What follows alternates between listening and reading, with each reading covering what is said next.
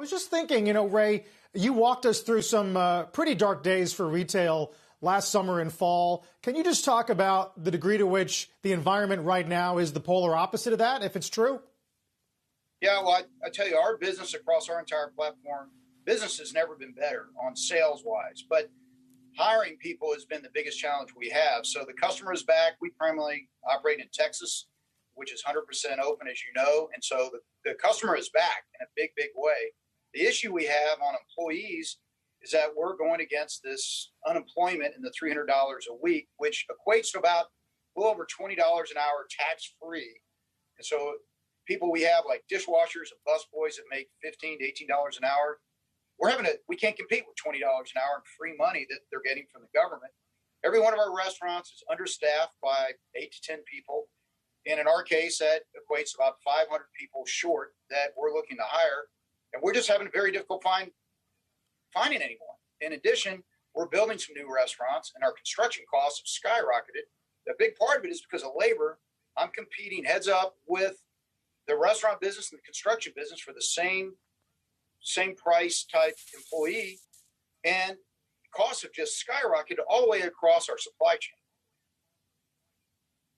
So as a business owner, then, we know that the free money isn't going to last forever. Is it your general view that you wait it out, maybe make some adjustments with technology in the meantime, knowing that labor pool is going to free up later on?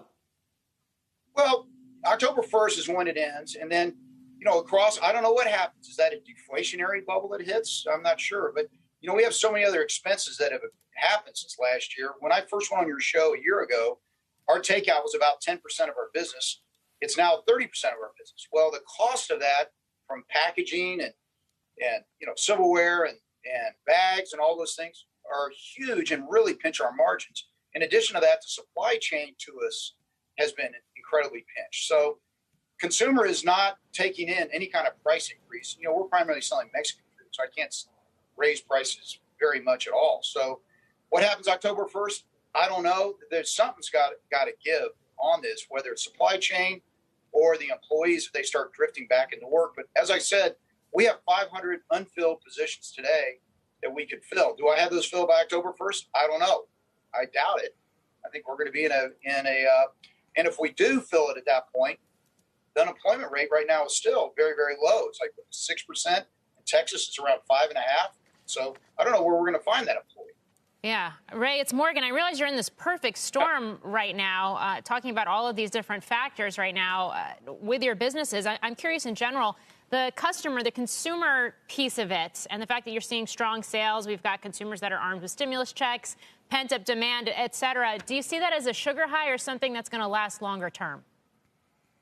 Well, the sugar high, the $1,400 check they got last year, that went to buy. Some people obviously needed it for rent, some other things, but a lot of it went, you look at your furniture retailers, a lot of it went people buying furniture and TVs and things like that. That's a sugar high.